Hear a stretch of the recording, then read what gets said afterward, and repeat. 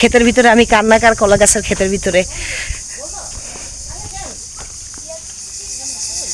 এই গাইজ, আমি আজকে খুব ইন্টারেস্টিং একটা জায়গায় আসছি এবং আপনাদেরকে দেখাবো আমি অ্যাকচুয়ালি কোথায় আসছি। বিক্রমপুরের যে বুদ্ধিস্ট বিহার, যেখানে অতীশ দীপঙ্কর লেখাপড়া করছে। অতীশ দীপঙ্কর আমাদের বাংলার একটা বিশাল আইকন, শ্রী অতীশ দীপঙ্কর। ওনার যে পড়ালেখার জায়গাটা বুদ্ধিস্ট বিহার, ওটা আমরা আজকে দেখতে আসছি, আপনাদেরকে দেখাচ্ছি।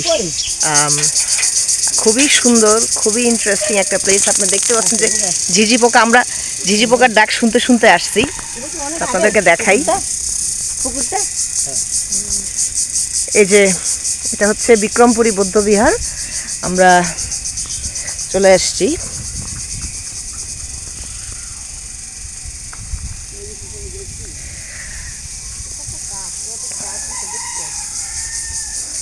আমরা শুনছি যে এই ঘরটাতে যখন বৌদ্ধ ভিক্ষুরা আসে এই স্থানটা দর্শন করতে, তখন তারা এইখানে কয়েকদিন ধরে থাকে, যতদিন তারা তাদের প্রয়োজন।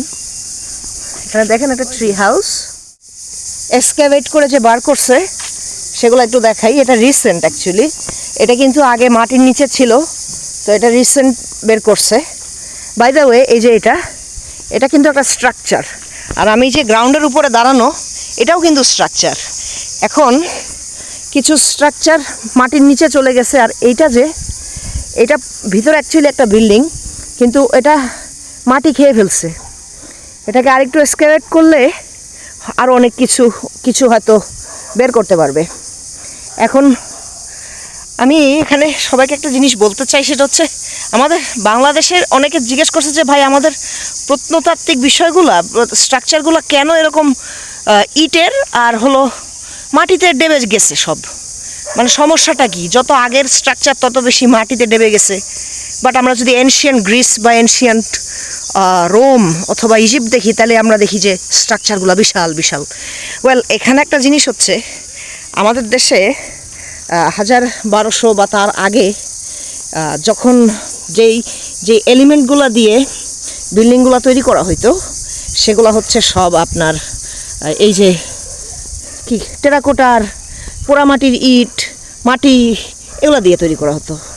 তো ওইগুলো দিয়ে তৈরি করলে যেটা হয়, যখন বয়স বাড়ে স্ট্রাকচারের এবং শত বছর, হাজার দরকার নাই, 100 বছর হয়ে গেলে আস্তে আস্তে দেখা যায় কি, ওইটার খুব ফ্রিকুয়েন্ট যদি আপনি রিনোভেট না করেন, তাহলে ওইটা মাটির সাথে ডাবতে থাকে, ডাবতে ডাবতে একটা সময় বিলীন হয়ে যায়, মাটির নিচে চলে যায়। তো এই হচ্ছে কারণ যে আমাদের যে প্রাচীন স্ট্রাকচারগুলো, যেমন এই অতীশ দীপঙ্করের লেখাপড়া করার জায়গা কিন্তু এই ভিটা, এটা এতটুকু বাইর করছে, কিন্তু এটা ভুল মনে করবেন না যে এতটুকুই, এটা ভিতরে আরও আছে। ডাবতে ডাবতে নিচে নেমে গেছে, বিকজ এগুলা পোড়া ইটের। আর এখান দিয়ে আমি যে দাঁড়িয়ে আছি, এই পুরো জায়গাটা, এটা কিন্তু অ্যাকচুয়ালি পুরাটাই বিল্ডিং। তো এখন যদি এটা শক্ত ইটের হইতো, বা শক্ত পাথরের হইতো, লাইমস্টোনের হইতো, অথবা মার্বেল পাথর হইতো, তাহলে বা বড় বড় শক্ত পাথরের হইতো এনশিয়েন্ট ইজিপ্টের মতো, তাইলে দেখতেন যে পুরা স্ট্রাকচারটা দাঁড়ায় আছে। কালের সাক্ষী হইলেও সে হারিয়ে যাওয়ার কোনো একটা স্কোপ নাই, বুঝতে পারছেন? তো এই হচ্ছে পার্থক্য। আপনি কি দিয়ে বিল্ডিং তৈরি করলেন, এটা একটা বিশাল factor. Coming here has been fruitful, because আমরা আগে সাইনবোর্ডে দেখছি যে 3টা থেকে 6টা পর্যন্ত খোলা, বাট অ্যাকচুয়ালি আমরা এখানে আসছি হচ্ছে এখন বাজে অ্যারাউন্ড 12:45, 1টা। সো আমাদের ঢুকতে দিছে বিকজ আমরা রিকোয়েস্ট করছি। তো এনিওয়েজ, আমি ওই ভিতরে একটু হেঁটে, just let me show you around.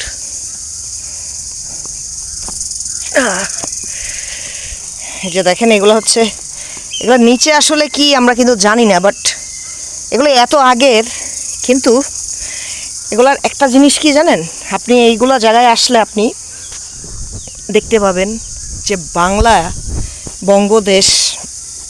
Bangladesh আর পশ্চিমবঙ্গ, তারপরে পশ্চিমবঙ্গ ছাড়া আরও এটা কি জানি না, মানে বাংলা অঞ্চল যেটা, আমরা কিন্তু একটা সময় বৌদ্ধ ছিলাম। হ্যাঁ, বাঙালি পুরোটাই বৌদ্ধ একটা জাতি ছিল। এখন অনেকে মনে করে বৌদ্ধ মানে হচ্ছে নাক বোচা, চোখ ছোট, উপজাতি যে পাহাড়ের ওদের মতো। না, বিষয়টা তা না। বাংলার যে পুরা প্রাচীন যে সভ্যতা, আপনি যদি 1200 শতকের আগে যান, আপনি দেখবেন যে আপনার আত্মীয় স্বজন যারা পৈতৃক মাতৃক যদি কিনা বাহির থেকে এসে না থাকে, আপনি দেখবেন তারা সবাই বৌদ্ধ ছিল। তাদের সবার ধর্ম বুদ্ধিস্ট ছিল। আর বাংলা অঞ্চলে থেরাবেদা বুদ্ধিজম যেটা, সেই ঘরানার বৌদ্ধ ধর্ম মানুষ এখানে ফলো করত। আমরা যদি একটু ভালো করে জানি, বৌদ্ধ ধর্ম কোনো ধর্ম না, এটা অ্যাকচুয়ালি কনফুসিয়াস ফিলসফির মতোই একটা ফিলসফি। এখানে কোনো সৃষ্টিকর্তার কোনো বিশ্বাসের ব্যাপার নাই। এটা হচ্ছে কিছু নিয়ম কানুন, কিছু ফিলসফি, যেটার উপরে ভিত্তি করে বাংলার মানুষ বেঁচে থাকতো। এবং আমি আপনাকে বলে রাখি, এই যে ভিটা, এই ভিটা হচ্ছে পাল সাম্রাজ্যের সময়কার ভিটা। আমরা জানি যে আমাদের বেশ কিছু এম্পায়ার ছিল,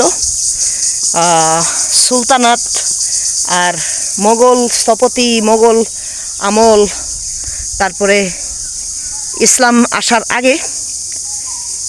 তো এইটা হচ্ছে এমন একটা জায়গা, আর এটা হচ্ছে সেই স্থান যেটা সেই সময়কার কথা বলে, যখনও ইসলাম বাংলা অঞ্চলে আসে নাই। তো এখন অনেকে জিজ্ঞেস করতে পারেন, তাহলে কি বাংলাদেশে কি ইসলাম ধর্ম বহিরাগত? জি ভাই, বাংলাদেশে ইসলাম ধর্ম বহিরাগত। এবং বাংলাদেশে আসলে হিন্দু ধর্মটাও বহিরাগত। আপনি যদি খোঁজ নিয়ে দেখেন, তাহলে আপনি দেখবেন যে বুদ্ধিস্টটাও হালকা পাতলা বহিরাগত, হিন্দুটাও বহিরাগত, ইসলাম তো বহিরাগত অবশ্যই। কিন্তু যেই ধর্মটা বহিরাগত না, সেটা হলো সাঁওতালদের ধর্মটা। তো সেটা আরেকটা বিষয়। আমাদের দেখা শেষ, এখন আমরা বাড়ি যাব।